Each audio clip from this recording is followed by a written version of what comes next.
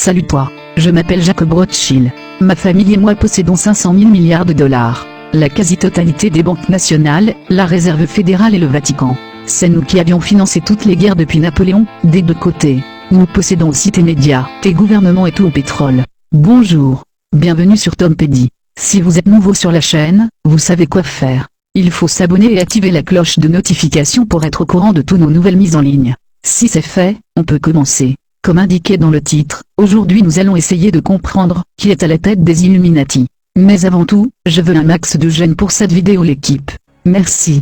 Environ 1% de la population mondiale, l'élite, contrôle les autres 99% de la population, nous. C'est Fritz Springmeier qui a fait la lumière sur ces lignées élitistes. Nous avons toujours été éduqués de façon à faire confiance aux médias, aux politiciens, et pourtant, ils ne font que nous mentir et se servir de nous pour arriver à leur fin. Ces lignées de pure souche, ils se reproduisent toujours entre eux pour garder leur lignée intacte, estiment être les descendants directs des anciens dieux, et considèrent qu'ils méritent de régner sur la terre. Ces 13 familles sont, les Rothschild, Boe ou Bode, les Bruce, les Cavendish, Kennedy, les de Medici, les Hanovre, les Habsbourg, les Krupp, les Plantagenet, les Rockefeller, les Romanov, les Sinclair, les Warburg, Del Banco, et les Windsor, Saxe-Coburg-Gotha. Vous en connaissez sûrement quelques-unes parmi elles, grâce à l'histoire que l'on vous a apprise à l'école. D'autres lignées sont apparentées à ces 13 familles, bien qu'elles soient en dessous d'elles hiérarchiquement.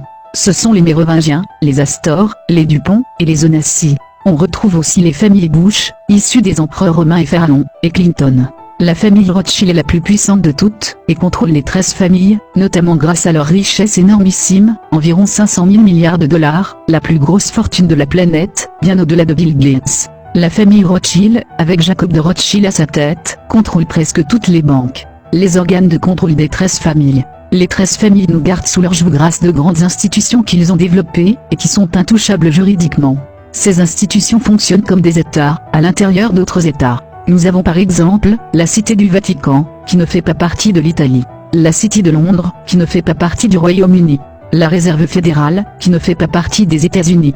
Washington, D.C., qui ne fait pas partie des États-Unis non plus. Aucune cour de justice ou autre institution juridique au monde n'est capable de les poursuivre en justice. En d'autres termes, ils sont au-dessus de tout. Les sociétés secrètes actuelles, telles que les Illuminati, tout en haut de la pyramide, le groupe de Bilderberg, le Club de Rome, les loges franc-maçonniques, Grand Orient de France, Ordre Templorum Orientali, Sculebonne, Prieuré de Sion, etc.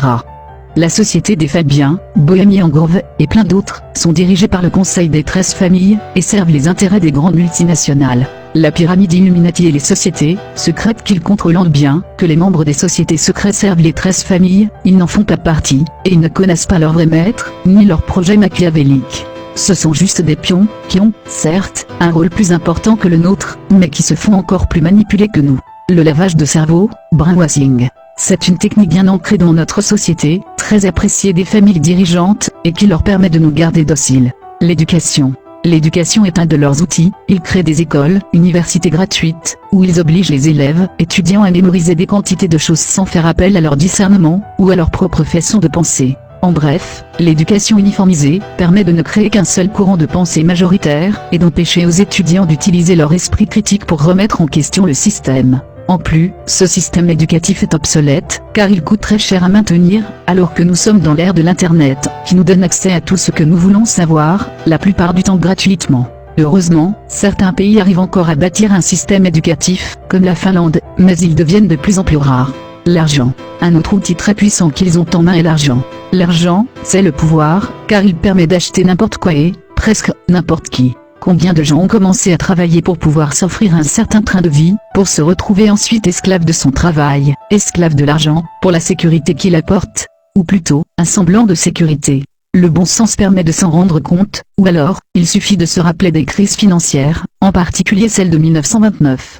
Ce n'est pas la sécurité financière, qui a empêché des entreprises de faire faillite, et à des gens d'être ruinés. La santé. Le mot santé ne veut plus dire grand-chose de nos jours. On se contente d'un système de santé, qui ne fait que guérir nos symptômes et maux physiques, sans jamais aller au fond du problème. Pourtant, au début du XXe siècle, la médecine qui primait encore, était bien la médecine naturelle, on se soignait avec les plantes, l'homéopathie, le sport, etc.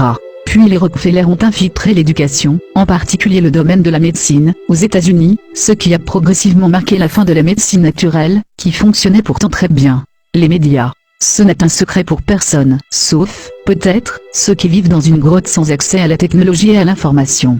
Les médias sont contrôlés par ceux qui dirigent le système financier. C'est bien pour cela que les médias n'évoquent jamais de tels sujets, sauf en Russie.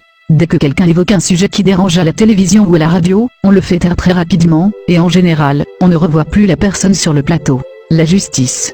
Encore un mot qui porte une drôle de consonance. Difficile de voir où perdure encore la justice en ce monde, tant tout est corrompu. La loi tend plus à soumettre les peuples qu'à leur octroyer des droits. À quand remonter la dernière réforme politique qui nous a avantagés? L'élite dirigeante nous voit comme des vaches à lait, grâce auxquelles elle continue son train de vie flamboyant, pendant que le peuple grogne aux portes de l'Élysée. On les imagine bien nous dire, attendez encore un peu avant de nous virer de là, nous sommes encore en train de festoyer avec l'argent de vos impôts. Allez, santé. Les gouvernements. Beaucoup de gens ont encore foi en la politique, et continuent de croire, à chaque élection, que quelqu'un va pouvoir changer les choses, et servir les intérêts de ses concitoyens. Ils commettent toujours la même erreur, celle d'aller voter, en se disant que le nouveau président va changer les choses. C'est tout de même très naïf et simpliste d'espérer qu'une seule personne puisse changer les choses pour nous, en recevant notre vote. Les présidents, comme la majorité des politiciens, sont pris dans un étau, celui des marchés financiers. Tant que les gens continueront d'aller voter, et de déléguer le pouvoir à d'autres personnes, le système perdurera. Les institutions. On peut en citer un grand nombre, à commencer par l'Organisation des Nations Unies. Nous donne-t-il vraiment l'impression que les nations sont unies? Le monde est déchiré de toutes parts, les noirs contre les blancs, les riches contre les pauvres, les chrétiens contre les musulmans, la police contre les manifestants, etc. Tout est fait pour nous retourner les uns contre les autres, sous le simple prétexte que nous sommes différents. Le monde serait-il donc plus agréable à vivre si nous étions tous les mêmes? Ces institutions ne sont que des pions qui ont été mis en place pour nous faire croire que la situation est prise en charge, alors qu'elle ne l'est pas du tout.